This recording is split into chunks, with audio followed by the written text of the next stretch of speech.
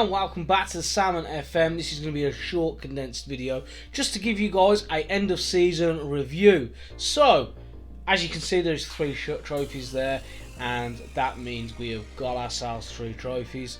Now it's been a very good season as expected. You know, we've done what we've had to do, so let's jump into this and have a little nose. So looking at the league table, we have finished top ahead of FC Shush, managed by an old friend of mine, Mr. Jamie Fisher, in real life. But yeah, we've done really well. Season started off well, as we remembered that episode. Shush handed us our first defeat, an absolute thumping. We won, carried on winning, lost our back-to-back games here, which we shouldn't have lost really, and then we sort of just went on a run and just never sort of gave up after that. So the back-to-back defeats was sort of the catalyst to say no more, and we kicked on from there. The board are overall happy. Average attendance is 35, 1% of the capacity. I'm hoping as the years go through that is gonna change. Let's have a little look at the Midland Football League, and a big shout out to Mr. Jackie French. He finished top, French FM, of the goal scoring. Right, as for the Midland Football League Challenge Vase, as you can see, we are the winners. So that is the second trophy that we got. Again, the average attendance at 35. Mr. French finishing as top scorer again on 9 goals. We only get a C+ apparently, even though they wanted us to win it, and we won it. And we won it quite convincingly, apart from the very first 2 rounds, I suppose. I know the last 2 rounds, I suppose. Interesting final, 4-3. Yeah, we'll have a little look at that in a second.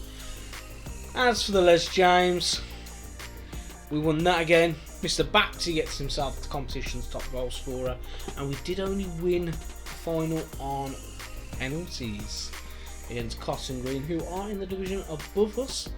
So I just wanted to have a little nose at this game. As you can see, definitely a improved stats. Mr. Walsh getting himself an own goal, and then they rallied very late on to put us under a little bit of pressure. Mr. French getting himself a man of match performance. Yeah,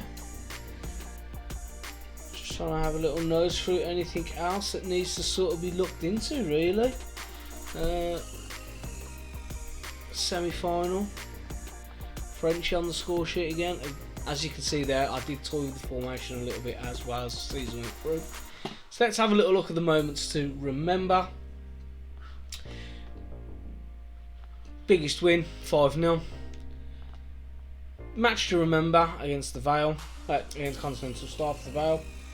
And a goal of the season came in a 3-3 draw. So Mr. French getting himself a truly memorable goal, as the Castle Vale striker hit a powerful effort from 26 metres. Little notes at the finances. Brought in a bit of sponsorship money, competition prize money.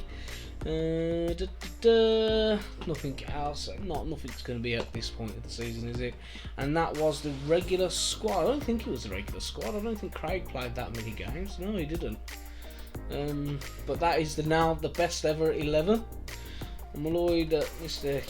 Kidd hasn't gone in there, Matty Kidd, because he's played a lot of games.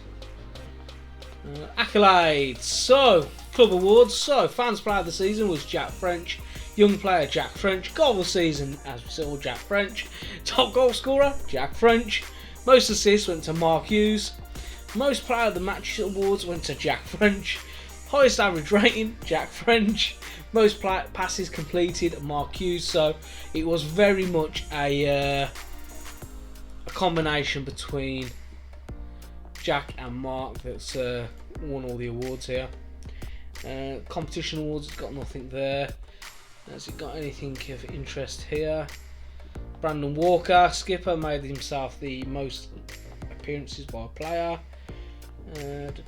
Oldest goal scorer is Eddie FM at 20, but obviously that will change as the years go on. Frenchie scored the fastest goal. Oldest player was Mr. J Lynch. Yeah, manager awards. I didn't get anything.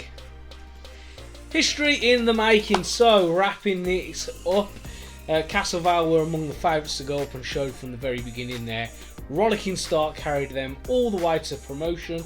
3 trophies, won the treble. That spell of football at the start of the season was the making of Castle Vale. It really set them up for success. What else can I say? What else can I say? I've had bigger clubs coming in and knocking on for a couple of the players. I've had to sort of bat them away and, you know, try and keep them away from my lads. So far so good, and I've not lost anybody. However, I have had QPR and Blackburn sniffing around a couple of the players. They haven't actually approached us or anything like that yet. As soon as they do, I think I'll lose them. But they've been sniffing around and watching a couple of the lads. So yeah, I'm going to leave it there. And I'm just going to leave you with this. I need to find a Webby goal.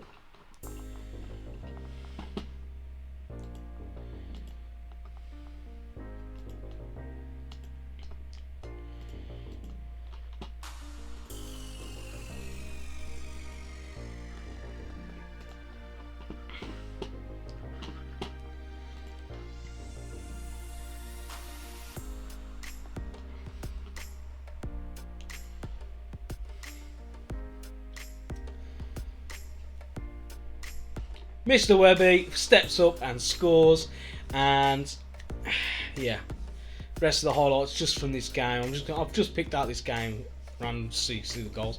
Mr. Walker with a monstrous throw, and this is where Sutton came on the attack as Mackay gets it there. Clarkson puts it past Webby, bit too easy there, and they got themselves a penalty as well. Shepherd dispatched before Brandon throws into the box again, and it falls to Mr. Hughes, who smashes it home. I just wanted to show you the quick goal. Basically, Webby scored a couple this season, and I figured I'd start with that one. So, guys, see you soon.